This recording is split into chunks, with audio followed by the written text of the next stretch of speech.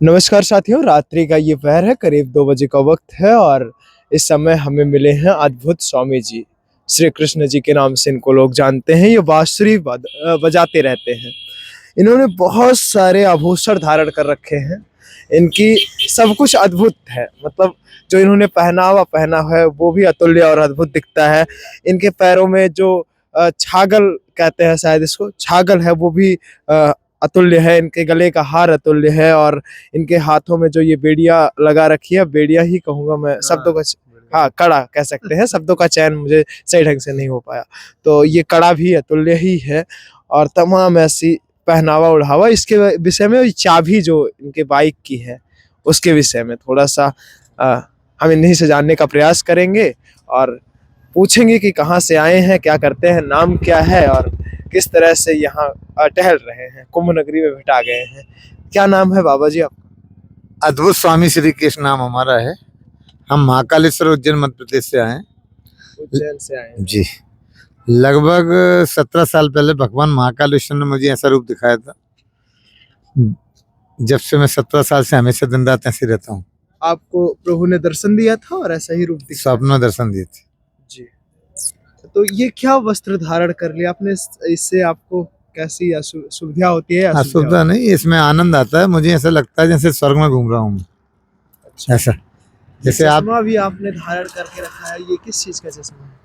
जो है, नहीं, इसमें ये सोने की परत चढ़ी हुई बता है रहा या हूँ मैं कुछ ऐसा? बता रहा हूँ कि मैं क्या 3 काम नहीं करता। एक चश्मा नहीं उतारता, एक बांसुरी नहीं बजाता, एक रुपया नहीं लेता किसी से। मतलब बांसुरी बजाते नहीं, रुपया लेते नहीं, चश्मा उतारते नहीं? हाँ, क्योंकि ये भगवान से विपरीत है थोड़ा। जी। कि आपको पता है कि भगवान राम और कृष्ण ने सदा चश्मा लगाया। जी। कैसे लगाया? बताएं कि तो। भगवान राम किसी को देखते नहीं थे, नजरें नीची रखते थे, जो उनका चश्मा था।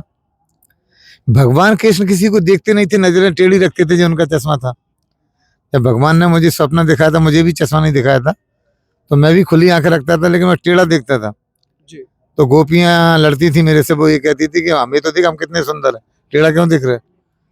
तो थोड़ा सा अच्छा नहीं लगा। तो फिर भगवान ने मुझे बुद्धि दी कि मैं जिस रंग के कपड़े पहनूं उस रंग का चश्मा लगाऊं। तो जब से जिस रंग के कपड़े पहनूं उस रंग का चश्मा लगाता हूँ। जी। ये गले में आपने हार पहना हुआ है, ये किस चीज का हार है? और अभी तो मैं सारे चांदी पहना हुआ हूं। पूरा शरीर में कितना किलो चांदी पहन रखा ये नहीं बताऊंगा मैं। है? लग तो रहा है बहुत ज्यादा चांदी अब पहन। ये अंदाजा आप लगाइए। ये कड़ा भी है, पैर में दिखाइए थोड़ा सा, पैर में भी चांदी इन्होंने पहन रखा है और बांसुरी भी चांदी की ही है आपकी। ये कपड़े बनते कैसे हैं प्रभु जी? ये कपड़े सूरत से लाए जाते हैं। इन कपड़ों में भी कुछ विशेष है? हाँ, ये भगवान के ही कपड़े हैं, जो थोड़ा सा भगवान इसको को। बताइए इसके विषय में। नहीं, अब ये कपड़े और चांदी के बारे में नहीं बताता मैं, अपने बारे में। आप तो धर्म के बारे में बात करें। जी। तो ये जटाओं के बारे में क्या कहना है? जटा नहीं, अरे बाल हैं, जटा नहीं। ये इतने बड़े बड़े आपके बाल हैं। बाल ही है मेरे जटा। आप आपको 15 साल पहले ये विचार आया? 17 साल पहले 17 साल पहले आपको विचार नहीं आया। सपना आया, हाँ। प्रभु जी ने आपको ऐसा ही दर्शन दिया, तो इसके जी। बाद से आपने रूप धारण कर लिया। उससे जी। पहले क्या करते थे प्रभु जी? पहले का नहीं बताऊंगा, अभी देखिए। अभी वर्तमान का ही मैं बताइए। मैं ये चाहता हूँ कि ये आप जो सामने लोग खड़े हैं, जी। ये सारी भगवान की आत्माएं हैं। जी। और मुझे ऐसा लगता है कि इनके जो पैदा करने वाला है वो भगवान पैदा करता है, और नाम मम्मी पापा का होता है। जी। अगर पिताजी और मम्मी जी बच्चे पैदा कर रहे होते तो शक्ल मिल जाती लोगों की। जी। लेकिन आज तक 7 अरब लोग पृथ्वी छोड़ चुके हैं।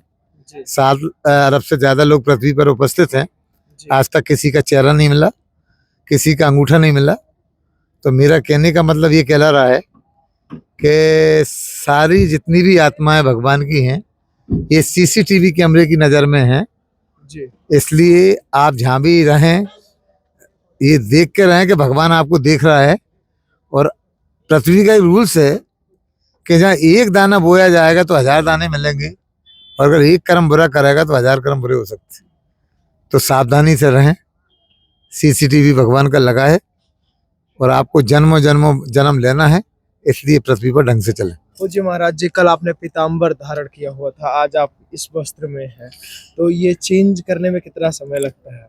क्या है कि मैं जो है 60 ड्रेस लेके आया हूँ, 60। जी हर रोज नए कपड़े पहनता हूँ मैं, और नीचे से ऊपर तक रंग बदलता हूँ। जी। तो कल गुरुवार था, पीला पहन लिया था मैंने, आज शुक्रवार हरा पहन लिया। ये चेहरे पर क्या लगा रखा है? तो मेकअप करता हूँ। अच्छा, मेकअप है। थोड़ा सा सम्मानित छायाकार महोदय से कहेंगे कि बाइक दिखाइए गुरुजी की। ये बाइक पर ही चलते हैं और अकेले ही चलते हैं, तो हमें मिल गए रास्ते में चलते समय रात्रि के इस पहर में, तो हमने कहा कि गुरुजी से बातचीत करके जानते हैं थोड़ा सा इनके विषय में। तो गुरुजी, हम ये जानना चाहते हैं, आप गृहस्थ हैं या आप मैं अकेले ब्रह्मचर्य का पालन अकेले करते हैं? अकेले। और कुछ बताएंगे धर्म के बारे में? धर्म के बारे में मैं ये बताऊंगा जी कि ये जो अपन खड़े हैं यहाँ पे, जी ये गंगा का स्थान है, चारों तरफ गंगा बह रही है, जी नीचे भी गंगा है।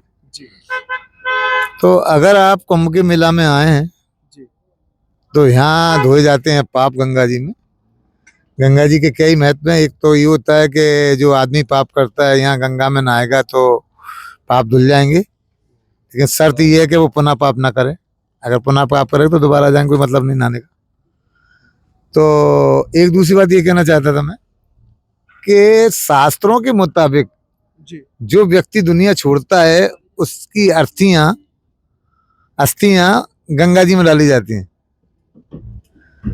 लेकिन अब कुंभ का मेला आया है और गंगा में स्नान करने का समय है, जी और आधे लोग आए हैं स्नान करने को और आधे घर रह गए। तो मेरा ऐसा कहना है कि जब मरने के बाद अस्थियां गंगा जी में डाली जाती हैं जी तो पहले आप जिंदे में आए। पहले जी अगर जिंदे में आपने गंगा का स्नान नहीं करा और मरे में आपकी अस्थियां डाली गई तो उसकी सजा मिल सकती है आपको। क्या है कि जिंदे में आएंगे, गंगा स्नान करेंगे, मरने के बाद अस्थियां आएंगी, गंगा में जाएंगी, मर के मनुष्य बन जाओगे। लेकिन आप जिंदे में नहीं आए और आपकी अस्थियां गंगा जी में डाली जाएंगी तो मुझे ऐसा लगता है कि शायद वो मनुष्य नहीं बनेगा। आपकी ये जो मीना है जिसको आपने पहन रखा है, इसमें कुछ खास प्रकार की लिखावट भी मुझे दिख रही है। क्या इसमें कुछ लिखा हुआ है? क्या है? इसमें लिखावट भी मुझे दिख रही है, तो क्या लिखा हुआ अब वो आपको अंदेशा हो रहा है, कुछ नहीं कह सकते, कुछ भी दिख सकता है, भगवान का कमाल है। तो थोड़ा सा धर्म के बारे में कुछ बताएंगे? धर्म के बारे में ये कह रहा था जी कि एक चौपाई है जी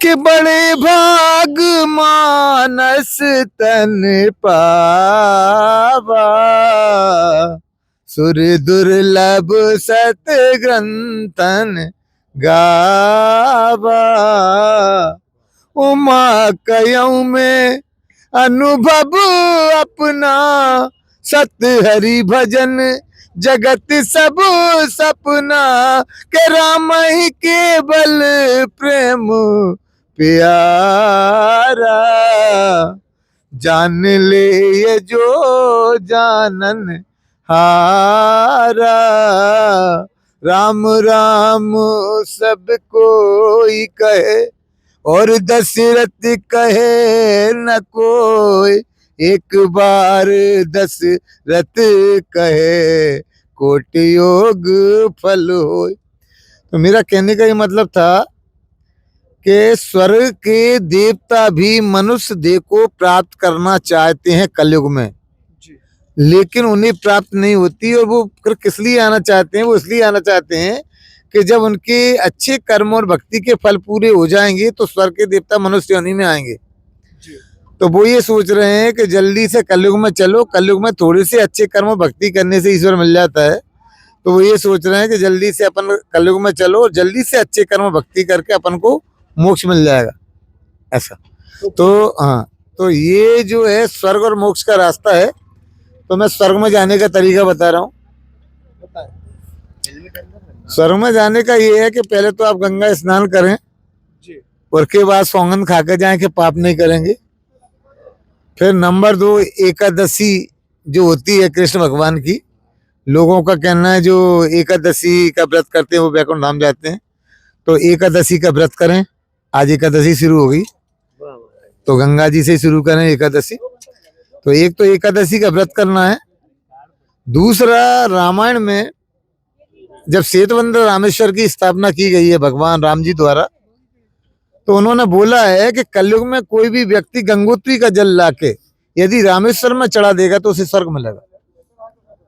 तो एक लोगों को ये करना है कि गंगोत्री, यमुनोत्री, केदारनाथ, बद्रीनाथ जाएं और गंगोत्री का जल लाएं और रामेश्वर में चढ़ाएं। ये स्वर्ग में जाने का रास्ता। एक एकादशी स्वर्ग में जाने का रास्ता, एक गंगा नहाने का स्वर्ग में जाने का रास्ता, एक सौगंध खाने का कि पाप नहीं करें, ये गंगा स्वर्ग में जाने का रास्ता। और एक रास्ता ये है कि अब जैसे ही जाएंगे, तो आज तक का एक सिद्धांत है कि बिना हरि भजन के कोई भगवान का भगत नहीं बना और ना भगवान उसको मिले बिना हरि भजन के। तो फिर आप यहाँ से जाएं तो फिर भगवान का भजन जरूर करें जब तो कुछ होगा। तो फिर क्या है कि शास्त्रों अनुसार ये है कि 16 माला का जाप करें आप दिन में, जब माना जाएगा। तो फिर क्या हुआ कि भगवान ने एक मंत्र बनाया, महामंत्र। यदि महामंत्र की कोई एक माला जपेगा तो उसकी 16 माला हो जाएंगी, क्योंकि उस महामंत्र में 16 बार भगवान का नाम आया। तो मैं महामंत्र बता रहा हूँ, उसको जाप करें, ये स्वर्ग जाने के रास्ते। हरे कृष्णा हरे कृष्णा कृष्णा कृष्णा हरे हरे, हरे राम राम राम हरे हरे, हरे कृष्णा कृष्णा कृष्णा हरे हरे, हरे राम राम राम हरे हरे, हरे कृष्णा कृष्णा कृष्णा हरे हरे, हरे राम राम राम हरे हरे। और कृष्ण भगवान की पूज्य महाराज जी, ये जो महाकुंभ लगा है, त्रिवेणी का समागम हो रहा है, 3 नदियों का मिलन हो रहा है, इसके विषय में कुछ कहना चाहेंगे? इसमें दर्शकों, जो श्रद्धालु आ रहे हैं, उनको क्या क्या कैसे नहाना चाहिए, उसका कैसे? नहाने का तो क्या है, यहाँ नहाने की जगह नहीं है, तो यहाँ तो जिसका मर्जी आती है। अब इतनी दूर तो जाए, जहाँ तो सारा शुद्ध ही है, सारी त्रिवेणी है, कहीं भी संगम पे नहा सकते। नहीं, इस विशेष समागम के बारे में मैं आपसे जानना चाह रहा हूँ। नहीं, अब विशेष समागम के बारे में ये, वो जहाँ तीनों मिलती हैं, गंगा यमुना सरस्वती, तो वहाँ क्या है कि वहाँ जाना मुश्किल रहता है। जब अपना कुंभ का मेला नहीं लगता तो सारे लोग फिर वहीं जाते हैं, त्रिवेणी उस घाट पे करते हैं। विशेष महत्व रहता है जगह जगह का, जैसे स्थान का विशेष महत्व है, उस त्रिवेणी का सबसे ज्यादा महत्व। त्रिवेणी पर स्नान करने का सबसे ज्यादा महत्व है। इस स्नान से क्या फल मिलता है लोगों को, उसके जो मैं बता चुका हूँ फल के बारे में, अभी बोला, मैंने अभी बोला गंगा स्नान करें, गंगा की सौगंध खाएं, तरेंगे, सब बता दिए, बता दिए। और भी कुछ बताना चाहेंगे? बस और बताना, और ये चाहूंगा मैं कि यहाँ क्या हो रहा है कि लोग गंगा स्नान करने आ रहे हैं, अपनी फैमिली लाते हैं, लेकिन वो फैमिली से इतनी मोहब्बत करते हैं, गंगा जी को भूल जाते हैं, जमुना जी को भूल जाते हैं, वो फैमिली पे ही ध्यान दे रहे हैं, फैमिली का ही स्वागत कर रहे हैं, फैमिली को नाश्ता भाग रहे हैं, खाना खिला रहे हैं। मैं ये कहना चाहता हूँ कि फैमिली से मोहब्बत करें, 12 वर्ष करें, बहुत दिन पड़े मोहब्बत करने को। यहाँ थोड़ा साधु संतों से प्रेम करें, गंगा जी से प्रेम करें, और थोड़ा ज्यादा मोहब्बत परिवार से ना करें, और परिवार से कम चर्चा करें। आदमी तो लेता है वो घर चर्चा करे, वो भी घर समझ रहा है, यहाँ पे आके फिर वही की वही बात है।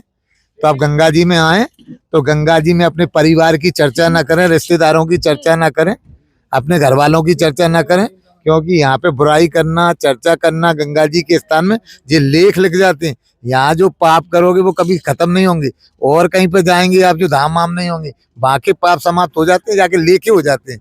तो यहाँ पे पाप से बचें, और चर्चा जो जबान से पाप की जाए उससे बच कर ऐसा करना चाहिए। तो जो कल्पवास करने लोग आ रहे हैं, उनको इस बात का ध्यान रखना चाहिए। कल्पवास में तो विशेष रखना ही चाहिए, वो तो हर साल करते हैं। अब वो आएंगे पति पत्नी के साथ कल्पवास करेंगे, तो कल्पवास का क्या नियम है कि ब्रह्मचारी रहे, दिन रात भक्ति करें और भगवान का भजन करें और अपना उनकी पूजा करें, ये है ब्रह्मचारी। ये कल्पवास का वो नियम है। पूज्य महाराज जी, जैसा कि आपने कहा ये वस्त्र आपने 17 साल से धारण किया है, तो आपने पिछला कुंभ भी देखा होगा। मैं तो हर कुंभ में आता हूँ जी। तो 2013 के कुंभ में और इस कुंभ में क्या अंतर आपको दिख रहा है, किस तरह की तैयारियों? देखिए कि जमाना अभी जमाना बहुत रफ्तार से बदल रहा है, बहुत देश तरक्की कर रहा है। तो अब क्या हुआ है कि जो इस बार जो 144 साल बाद कुंभ आया, ये विशेष मुहूर्त में आया, और यहाँ जो व्यवस्था की गई है, आपको पता है कि जो राजा होता है जैसे योगी जी यहाँ के राजा हैं, तो जो राजा होता है यदि वो भगवान का भगत है जी और यदि वो माला जापक है, तो माला जपने से और भगवान के भक्त होने से दुनिया का सारा ज्ञान अपने आप में आ जाता है। जी तो यदि अपने प्रदेश का मुखिया संत और महात्मा है, तो वो तो धर्म के बारे में उसका तो माइंड बहुत ज्यादा चलता है। तो जब ऐसा धार्मिक व्यक्ति होगा, इसलिए कुंभ का मेला बहुत शानदार लगाया जा रहा है। उसमें किसी बात की कोई कमी नहीं देखी जा रही, क्योंकि साधु जानता है कि कमी कहाँ है और फायदा कहाँ है, तो उन्होंने जो सारी कमियां दूर करके ऐसा शानदार कुंभ का मेला लगाया। जी बिल्कुल, बहुत बहुत धन्यवाद हमारे चैनल पर आने के लिए, दर्शकों तक ये बात अपनी पहुंचाने के लिए। आप पूज्य महाराज जी के विषय में क्या समझते हैं, कुंभ की तैयारियों को लेकर क्या समझते हैं, अपनी राय कमेंट बॉक्स में जरूर दें। विनम्रता भरा मेरा प्रणाम स्वीकार करिए। मैं गौरव विनायक हूँ, आप नेटवर्क भारत देख रहे हैं। जुड़े रहिए हमारे साथ और देखते रहिए। धन्यवाद।